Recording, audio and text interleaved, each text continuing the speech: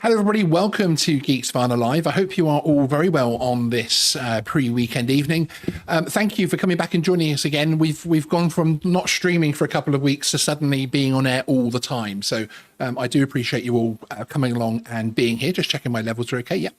So tonight, it's actually a direct follow-up to last night's live stream, as the sort of too long didn't read version of last night's live stream is a gentleman received an email of advice, which was completely incorrect, from the CAA regarding flying his sub 250 gram drone around a bridge location in Bristol. Now, following the live stream, towards the end of that stream, anybody that was watching, the gentleman who was actually communicating with the CAA came into the live chat. And he actually ended up forwarding me the entire email thread. And we've basically decided to do this show because there is a repeat of the inconsistency, but also new information. And this isn't a single email that was sent that was in error and it has then been realized later on and perhaps they're then correcting. There is an entire conversation here where they double and triple down and actually give some quite concerning information out regarding the powers that a landowner might have regarding drone use. So joining me this evening is the wonderful Graham Degg. Mr. Degg, how are you? Hello, Graham? again. Yes, we've gone from not streaming to streaming every night. So it's London buses, yeah. Yes, indeed. We'll have to take tomorrow off to make sure we do that. But so I said this is a follow-up, and the reason the follow-up is because it's important when we're holding people to, like the CAA, to account that this is not clearly an isolated situation of one email. In fact, as you'll see with the slides we're going to show you, the person sending the email even gives repeated and constant wrong information once speaking to colleagues, etc., and that type of thing. So it's kind of a little bit bizarre from that point of view. I do want to congratulate and thank Stephen, one, for sending me the information, but two, for keeping on and actually having this conversation and trying to get to the bottom of things. I don't think he ever really did in this email thread. I don't think he ever really got any kind of admission of the incorrect information being provided and here is the categoric correct information. It was kind of, yeah, but we will show you that, which is a strange one. Now, again, whilst I'm doing this show, this isn't a CAA hate show, etc. I don't think everybody at the CAA is trying to give bad advice or everybody's incompetent, but I'm very concerned that this kind of process can happen, that there aren't processes and procedures in place to stop this happening. Because as Graham was saying just before the show, that could have ramifications if a different person called the CAA and got this person, couldn't it? Absolutely, yeah. I mean, we'll come on to what they were told, but if somebody was told what this person was told, you could end up with some quite serious confrontations. And we don't know if that advice isn't being given out, that the CAA, which has always played these things with a straight bat in terms of who controls airspace, may be giving out this advice about controlling airspace locally. And if that's the case, then that's a huge change in policy. Yeah, and giving that, there's one thing giving that information to a pilot, and again the drone operator or pilots, as the regulator like to call us, giving it to that person, and okay, he's going to end up flying 50 meters away. There's no safety issue there, but it could cause confrontation if that information is given out to a member of the public. There's a drone flying over my house. Oh no, they shouldn't come within 50 meters of you or 150 meters of your house, etc. That could cause some serious issues out there, and it's a concern. Information is power. Stephen himself told us on Messenger that he was even getting, when he posted this on social media to show people that he gained the wrong advice, he was getting some pushback from some of the comments saying, well, it's the CAA, they know what they're talking about, follow what they're telling you, which is a little bit shocking, isn't it? I'm afraid on Facebook, and if you're listening to the CAA, I will tell people on Facebook that you do not always give out good advice and that people need to look at the legislation every time. Not many people will, because it's the rabbit hole. But exactly. And in our summary last night, we said you really do need to know the rules yourself, have read them yourself, so that you know what's behind it. And I don't just mean the drone code, I mean the legislation, and you only need to learn legislation regarding your drone as well, of course. So the first thing I want to do before we go into the task Miles, is I want to play a clip from an interview that I had with Jonathan Nicholson, who is one of the comms directors over at the CAA. This was at one of the drone nexus a couple of years ago, so there's a slightly darker beard on me, and my beard has greyed in the last couple of years, which is shocking, I know. But it's regarding, in actual fact, this interview was regarding taking off from someone's land, but it gives us the impression of how I've always taken and how I've always believed the CAA policy in terms of landowner has been. So I'll just play this short clip. What is the CAA's point of view regarding takeoff and landing? Obviously, the drone code now talks more about ensuring that you look for signs and that obviously, if you're stood in the middle of a national trust property, you're not supposed to take off. We know these things because they don't want that to happen on their land. But what's the CAA policy as far as how far a hobbyist should dig? Yeah, so I mean, actually, it's not even drone rules. So it's not drone specific. It's just standard trespass rules, really. So you're talking about private property. You need the landowner's permission to do something on private property, whether that be walking, riding a horse, flying a drone, whatever it be. If you are standing on private property and want to do something, you need the landowner's permission. So don't think about it as the airspace, think about it as where you're standing, and regardless of what it is, you need the landowner's permission to be there and do something. It's not our rules. So, really we're interested in, have you checked the airspace? Are you near an airfield? Distance from people, all those safety rules are really what we're interested in.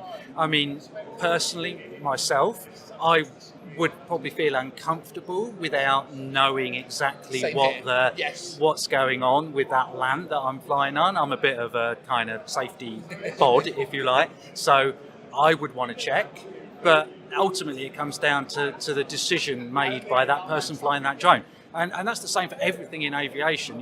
There isn't a CAA inspector standing by every pilot and every air traffic controller or every maintenance engineer throughout the world.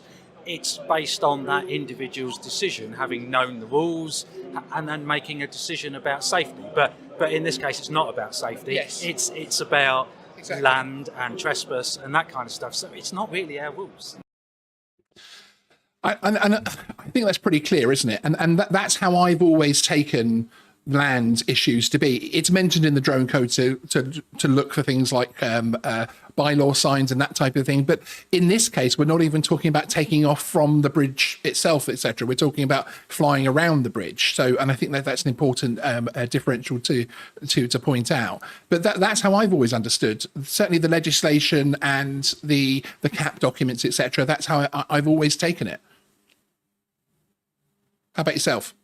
Oh, you've gone muted. There we go.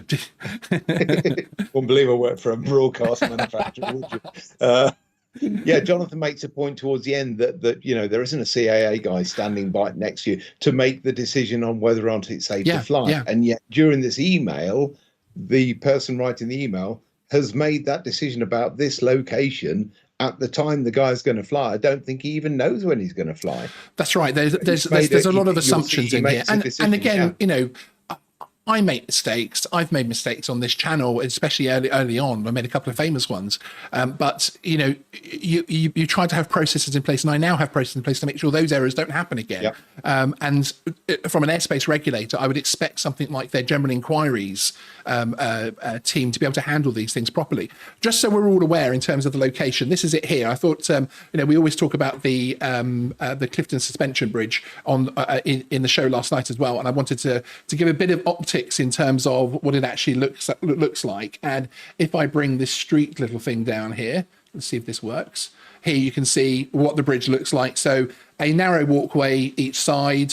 You've got congregations of people at these sort of areas here by the towers, and then a very narrow, actually,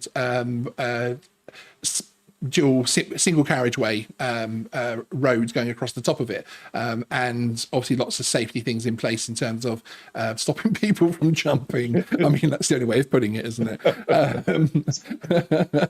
But it is a very pretty bridge, and actually, if I were to, will it let me click out of it? No, okay.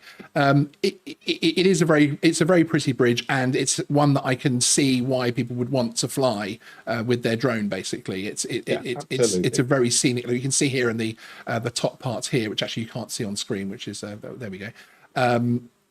But it is a very attractive bridge. It's a very nice location for someone to go and fly with their drone, etc. It's certainly, although around it you've obviously got Bristol and other locations, it's certainly also, I would not count this as being even in a built-up location personally. And I mean, there is one van on it there. Yes. Quite crowded, isn't it? Yes, indeed. But just keep that information in mind as we talk through these particular tiles. Let me just get that back to the background there.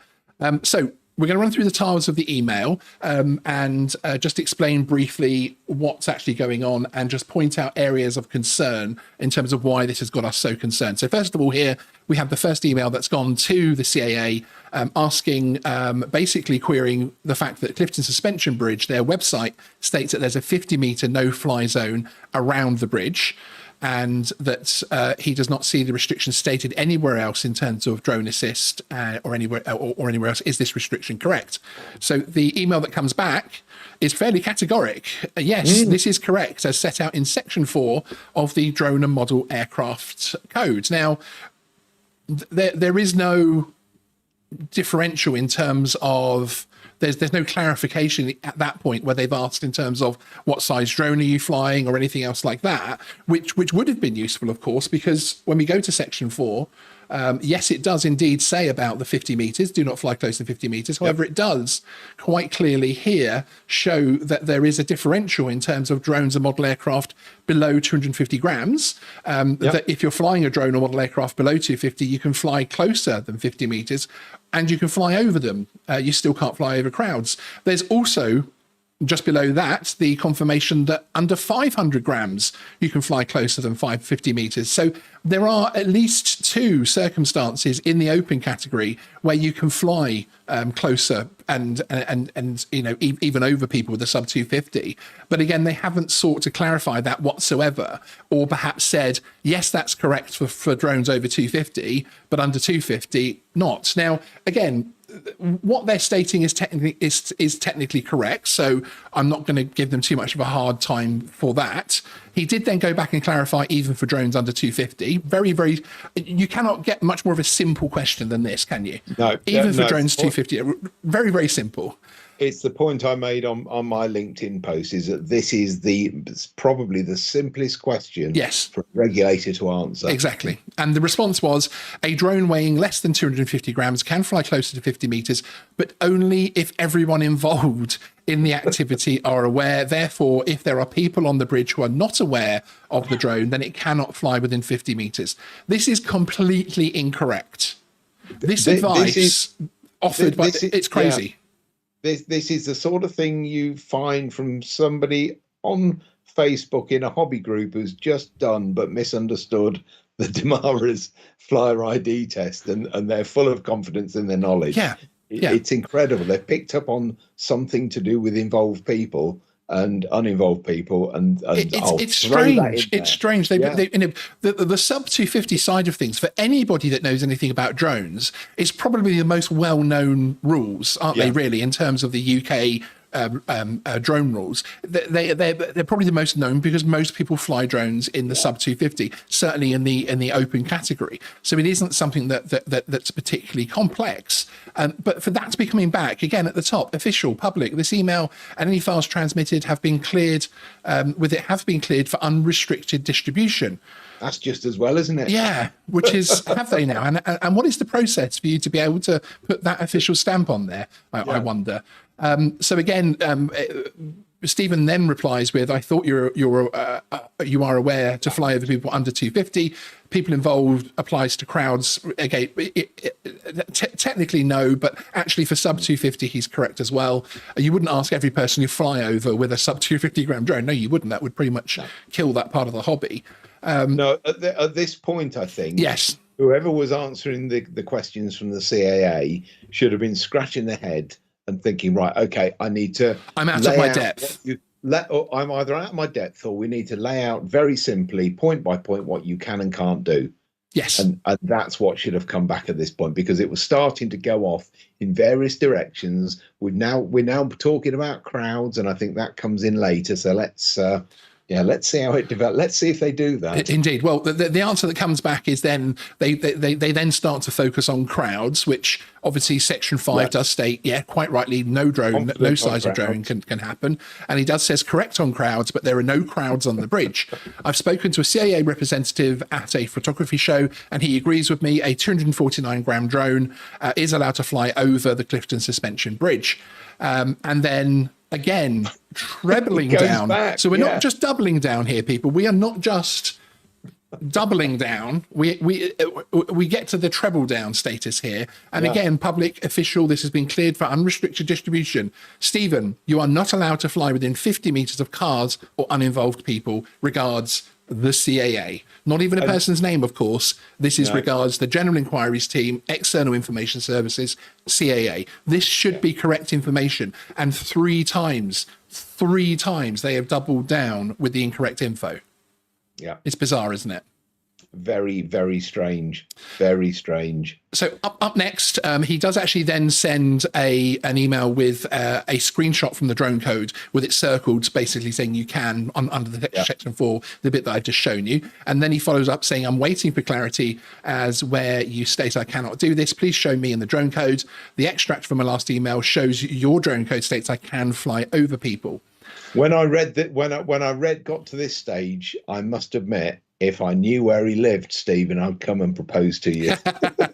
Yes, because he's following up, and he's following up in a very precise nature, isn't he? He's bringing them back onto topic, as it were. Because I did feel like the whole crowds thing was a little bit of a thing where it's almost them the CAA trying to go off topic a little bit, basically with this section 5. You mentioned crowds, yeah, exactly. So the response that then came back is, Stephen, at most time of day, a bridge being used by vehicles and pedestrians would constitute a crowd. It is ultimately your responsibility to fly your drone safely. Now, this last line is probably the best advice exactly that we've had the entire time. That top bit, because Jonathan tells us you don't do that.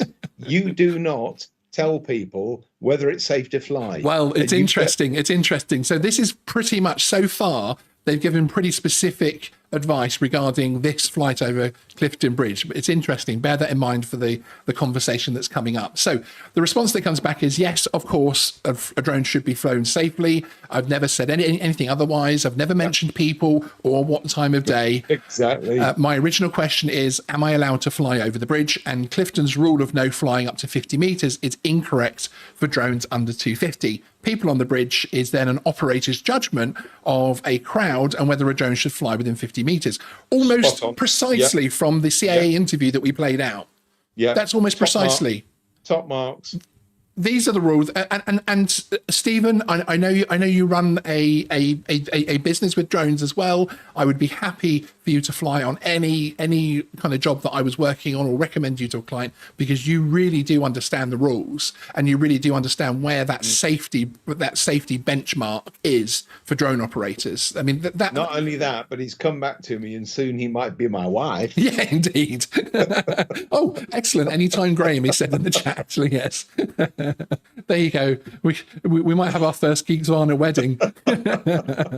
And then we have this email back, which it has a couple of problems for me. First of all, Stephen, we do not give advice on flying in specific locations. They just did. I would refer you to your previous 4 or 5 emails, Mr. CAA. It is the drone user's responsibility to comply with the drone code. He knows. Yeah. This should have been the first reply, really. That first line should have been the first reply. Follow the drone code. We don't give you specific locations. Thanks.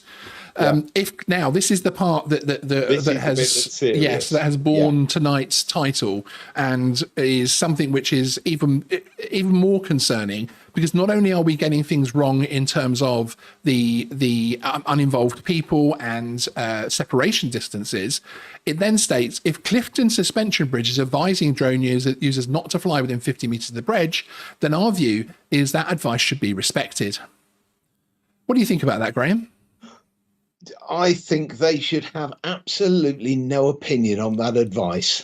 Their opinion should be, the bridge may have issues over privacy, in which case that's a privacy issue between the bridge and the remote pilot. The advice should be do not breach privacy regulations, or we would remind you that there's regulations around privacy, not many, and certainly not around a bridge. Yes. And also when flying in public under the open category, it is, and you're not flying for a business, etc., it is more than likely that privacy issue is going to be a civil issue, and nothing to do with the drone code or criminality or anything else of that nature whatsoever. Nothing to do with the airspace regulator. So Stephen then fires back with, obviously he intends to follow the drone code, but as per your original email response, please show me where it says that weighing less, that when flying closer than 50 meters, I have to notify anybody in the bridge. I cannot find this anywhere in the drone code.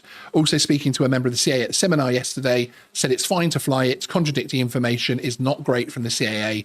Your responses have been shared with the drone community and are not going down well. Well, how dare you? And the final response, and we have another doubling down. So we have a treble down and a double down in one email thread. Stephen, we've spoken to the colleague you've spoken to. He did not say it was fine to fly over the bridge. Obviously, we have no way of verifying that. He told you that he couldn't give a definitive answer as there may be local bylaws that may be in place. He also said there was no specific airspace restrictions showing, and that as you have a sub 250 gram drone, you can fly in build-up areas. I think they mean built-up areas, etc., but not overfly crowds. Once again, we regarded a bridge as being used by cars and pedestrians as a crowd. That doesn't work. Hang on a second. Sorry, that doesn't work either, because if it's a crowd, you should be nowhere near it. It doesn't matter how many people in the crowd you notify. Earlier on, they were saying yes, you can fly there, but you need to know everybody needs to be involved. Well, no, because if you're saying it's a crowd, there is no single point. There's no thread of sense anywhere in this conversation, which is crazy. And that I can't give you a definitive answer, but I can give you some answers which, if you tick all those boxes, then it's fine to fly. He told you he can give you a definitive answer, but he did say as long as there's no bylaws and that there is no airspace restriction. So he's pretty much telling you can fly actually. And the last line, doubling down on the landowner thing: if Clifton Suspension Bridge is advising drone users not to fly within 50 meters, then you should not do so. So we have gone up it from the where is it? The one here where they're saying you should respect that, because I don't necessarily have too much of a problem with someone saying, respect it, bear it in mind. Good, it can also be ignored. But if Clifton Bridge is advising drone users do not fly within 50 meters, do so. Yeah. Here we go. Can we just go back onto that one, because there's a really important line there particularly for professional drone operators in the specific category. A bridge being used by cars and pedestrians is now a crowd, guys. So if you're flying anywhere where there is a bridge, a town centre, there's a bridge, you've got the 50 metre and the 1-to-1 rule just clicks in. Exactly. Because a bridge being used by cars, so 2 cars over a big bridge, and pedestrians, 2 pedestrians over a big bridge, that's an assembly of people now. Yeah, exactly. It is important to stress that at no stage do we believe this email is correct. It is contrary to CAA advice, CAA guidance in the CAP documents on the ANC and GM. It's contrary to legislation. It is just pure nonsense. Unfortunately. Yes. And I already had an issue last night when we had the one email, when we had this email to show that said, you must fly 50 meter separation of uninvolved people. That was already frustrating. When Stephen very kindly contacted us during the show and then sent the thread afterwards, when I then read this incredible list of issues where they're actually sending you to a section the person that sent this email did not go to section 4 of the drone code themselves. Yeah. Or they went to section 4 of the drone code and decided to read the first couple of sentences where it says this, but perhaps the scroll button isn't working on CAA computers. I mean, do we need more investment? Because if you scroll down, it says drones are modeled for below 250 and even 250 to 500. It gives you 2 reference points. Yeah, but it's possible they've got a printed out PDF version and it's a very heavy page to turn over because it does go on to the next page. Despite the fact that the CAA's drone registration was originally an Excel sheet, which I have no definitive proof of, but that apparently was the case. Despite that, I would hope their call center or email handling team have access to a computer rather than, so they've got the most up-to-date version of it. But yes, we shall see. But so this again is why it's very important. As Stephen did, he felt in his mind, this isn't right, this isn't what I've read. He was trying to essentially get a little bit of assurance from the airspace regulator doing the right thing, in my opinion. I have said in many videos before, reach out to the CAA. They want to talk to you. Send them an email so you've got it in writing before you fly. Check your query, etc., and you should get the right information. And you should. And, you know, I say with a slightly tongue-in-cheek that is still my advice, because I would hope, again, there's going to be things that have changed since this has happened. You would hope to obviously not have this. Matt Williams is in the chat, and Mr. MPW, good to see you, Matt. I'd like to say this is unbelievable, but I don't have the words. And obviously, Matt has trained more of you watching and more people at home in the world of drones than any other person in the UK, frankly. So he has a long and rich history with the CAA. And just for him to say I don't have the words is exactly correct, because it is just an absolutely bizarre situation. We'll just have a very quick look in the chat here at what people are saying on this. This was a good point, actually. I did notice this as we were talking from PD Tech. What if the police called the CAA for clarification if a drone pilot was under investigation, was following the rules, and this person was the person picking up the phone? Yeah. So, and that's the secondary consequences. And quite rightly, people have said, and we said ourselves on last night's show, that if this was a situation where the drone pilot just took that information away and flew to it, he's flying in an even safer way. So no safety issue is there as such. But in terms of that information being freely offered out, and it isn't just one email, and later on they're like, do you know what, I got that email wrong. Damn, that one email, oh dear, I'm going to make sure that doesn't happen in the future. This is an entire thread where they're doubling and trebling down on multiple topics that they're getting completely wrong. They're becoming argumentative. It's like a Facebook thread where if you know the rules and you're trying to argue with somebody and they do the distraction thing, look over there and keep throwing dead cats in, and it is so frustrating. And this person is supposed to be a professional and should have just paused and said, okay, this person's pushing back. Each of the emails has at the top official public, this email and any files transmitted with it have been cleared for unrestricted distribution. And it's also signed off by the General Inquiries team with the official CAA signature, and is of course from their email address. So to me, it seems bizarre that the information, there isn't a process. I have a process. If a viewer emails me and asks me a question, I have a process. I have a little folder I put all of my viewer emails in, because I don't answer them on the fly, even if they're simple ones. I sit down properly with all of my little links of resources, and I go through and answer that folder once or twice a week, and give people the as precise an answer as I can give them, with the caveat that I'm only a YouTuber. Go check this stuff in the with the links to the legislation themselves.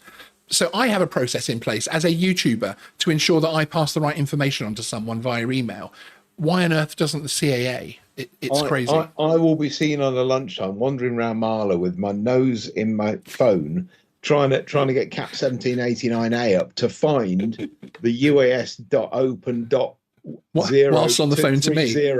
Which line, to throw back at somebody, because that is the proof that, or the evidence that something is correct. Yeah, we always go straight back to the source, don't we? Do that all the time. We have those source documents open. Yes, anything that happens for this channel, any conversation, even if we know, and we read that information yesterday, we will still go back in and check it, because of course there's always the differential for that circumstance. Something might be slightly different, occasionally that's how I found out that the CAA have just launched a new version of a document, and Yes. hasn't gotten to Skywise. The I've been Never. told that people at the CAA really care. I am not seeing evidence of that. I've got to say it. I'm sure. I know there are individuals. I've seen it over the years on the seeing, channel, and the people that I meet to and speak, people that I meet to and speak in committees and meet at shows and that type of thing. There's a lot of good, passionate people at the CAA. I mean, Jonathan, for instance, who's been on the channel this evening from an old clip, is a fantastic advert for the Civil Aviation Authority, yeah. and is an absolute, in my opinion, a shining light, because he is so open with information, and all about, as a comms guy, he is all about being as transparent as possible. So he's always been a fantastic help. But no, I can understand that. Angus Cooper, hello, Sean. It's good to be back and haven't tuned in for a while. One question I have is, if you were to change one rule to benefit A2 CFCs, what would it be and why? It would be the one I put to Mark Worry when he was still at the CAA during our DroneX interview, which is allow C1 drones to be used by A2 CFC now. I know they're going to want to change that. They want to bring that in anyway. Well, if you are going to bring it in and you see C1 as safe, and it was coming in as regulation, so C1 is seen as a safe drone to be flown with those benefits, I think give A2 CFC holders access to C1 drones now, because it would also help the training companies. The training companies would sell lots of A2 CFCs between now and the end of the period. So that would be the one I would change. Do you have any others that you would change to benefit A2Cs? I'd go even further and scrap the A2 CFC. I would just say bring in C1 drones. Yeah, which is what they're proposing, isn't it?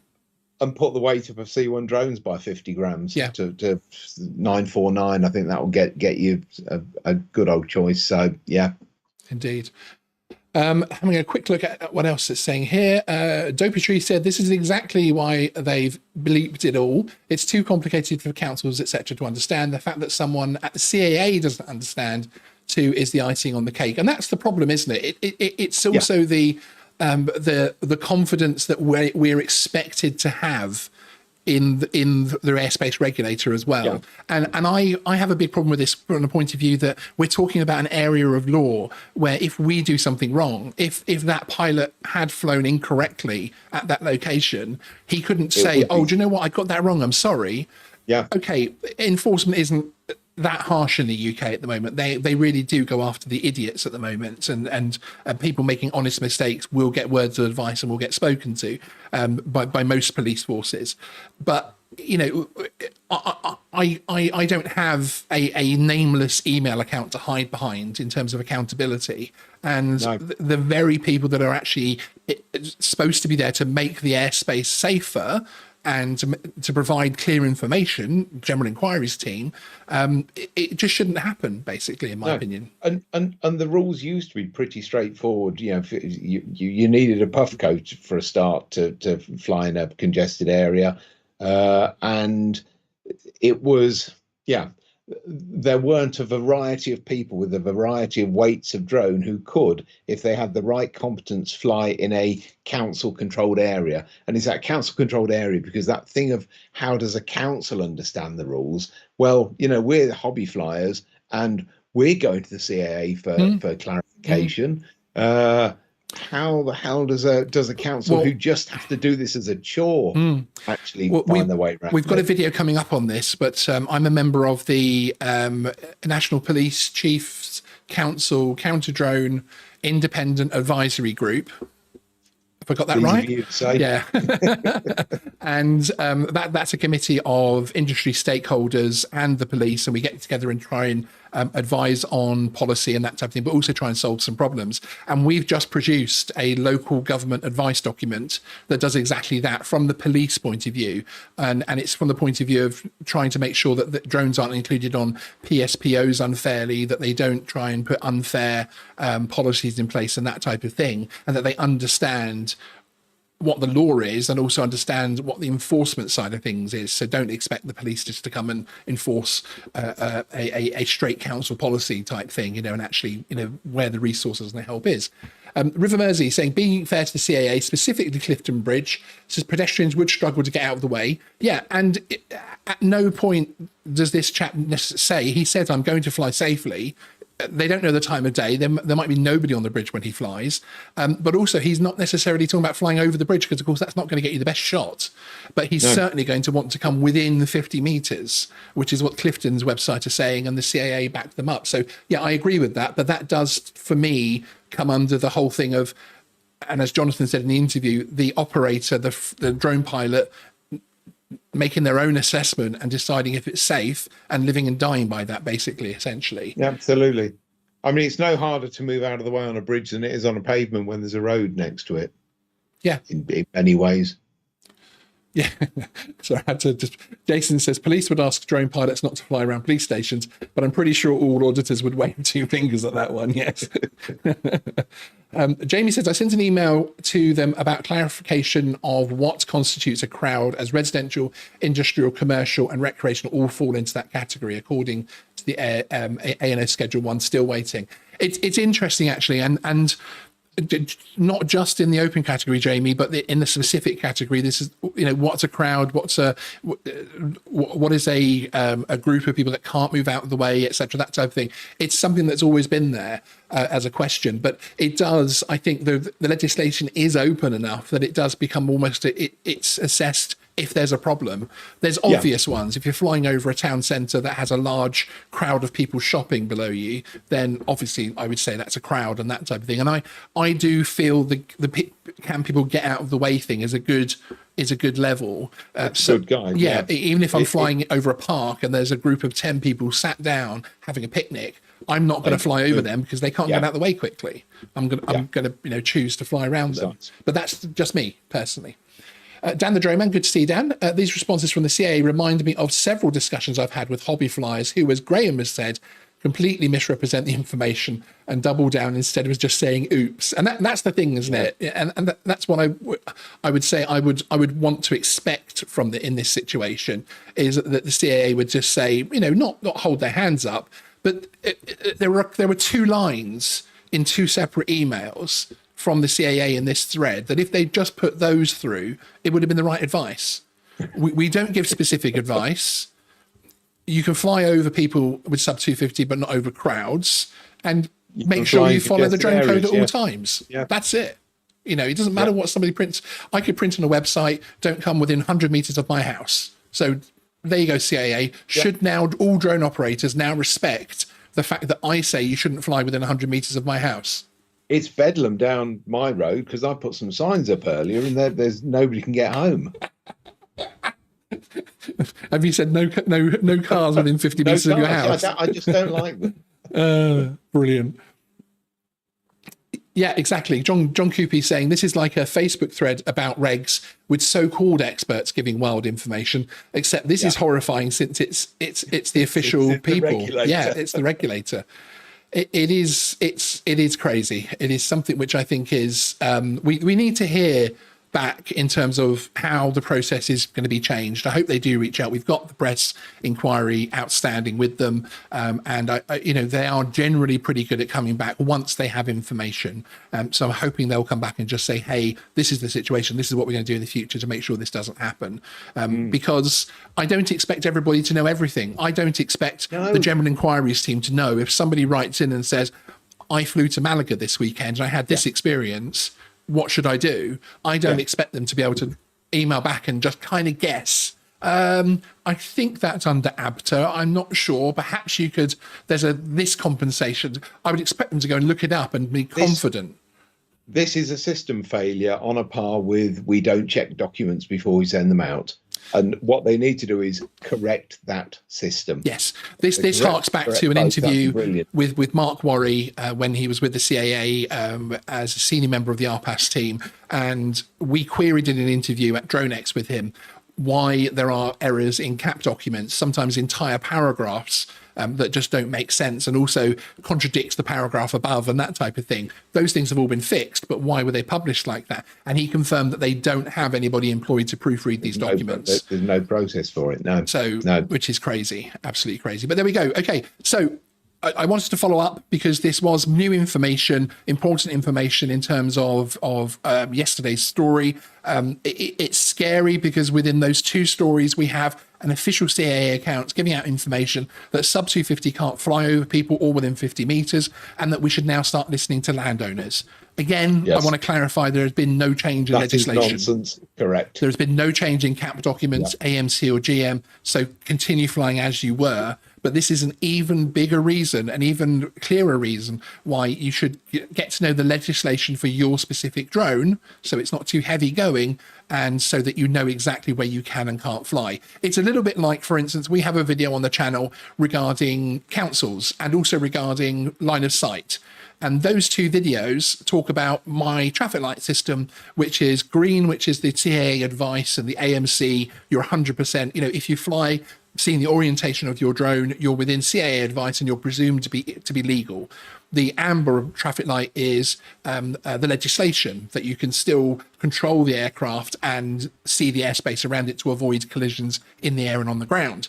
And the red, obviously, is just flying like an idiot, flying out of line of sight and not caring, basically. So there is always scope between what the CAA will advise you and what you can do in terms of legislation. A regulator is always going to be the safe side of the fence. They're never going to go too close to the fence because they have to give information for everybody. It's a username you see sometimes in our live chat, but the Danny from Argos side of things, that is the kind of person they have to regulate for, as well as the person that's been flying RC aircraft for 30 years. Yeah, there's nuance here, and interestingly, from what I saw on my little Google searches last night, if you want to go and fly, ordinarily, if there's an event somewhere, you avoid certain places. Clifton Suspension Bridge, if there's a big event on in the area, apparently that's the time to go and fly over it, because they close the bridge because it gets too busy with traffic. That's interesting. So things like the balloon festival in the area, they'll close the bridge and you'll get balloons. So Dan the drone man is feeling called out. It was curries and very for me. Yeah, well, well, Graham wasn't, because he's always been on that side of the fence, but most of us were Danny from Argos in the beginning. So I literally was. My first drone came from Argos. So there you go. I was Sean from Argos originally. I was a Heligai guy, and my first drone was an Inspire 1, and I had to rush and find a way to fly it a couple of days. Oh, carry on. Okay. I'd go and find somewhere to fly it a couple of days before my session over with Matt at was AMP, but UAV Hub. So, I went straight from having a drone to learning all the rules. Does it show?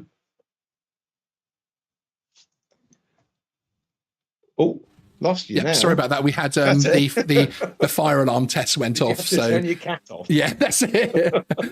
We're in a studio building here, and we have obviously other businesses that work in here with us, and we have obviously a security system, which is wonderful. But there's a little thing that if I'm in, no one sets the alarm. Basically, they just set the alarm. They just set the alarm. Friday night, they're obviously like, he was streaming last night. He couldn't possibly be streaming now. So apologies for that, and thank you, Graham, for covering there. I appreciate it. Bit of fun. That was very loud, wasn't it? It works. It was. If there's a problem, I definitely know that it works. You're gonna know. Exactly. I think that's the third time it's gone off in 3 years, which isn't bad. So Jamie's asking, do you happen to have a copy of the NPCC drone group's paper sent to councils? Yes, it will be in the description of the video, or you can email me for a copy. It is freely available at sean@geeksvana.com. But yes, it will also be linked in the description of the video, which is coming on that as well. There we go. That is the story. So only rely on yourselves in terms of the drone rules, etc. You can always reach out to us as well. But again, we're always going to refer you back to the legislation. We can certainly point you towards the right part of it. You can do that by asking in the comments section of videos. You can send us emails, sean@geeksvana.com, graham@geeksvana.com. And there's also our regular live Q&As that you can come along in the live chat to ask questions on as well. But there we go. Thank you very much for coming in. I appreciate it. A great audience for a Friday night, especially as it's the third time this week. Do you fancy coming on tomorrow again, Graham? I fancy cracking open a bottle of red. That sounds good, doesn't it? Excellent. Well, everybody have a fantastic weekend. I will leave the last word to Graham after his extremely professional covering of the alarm there. Have a good weekend, everybody. Fly safely. Bye-bye.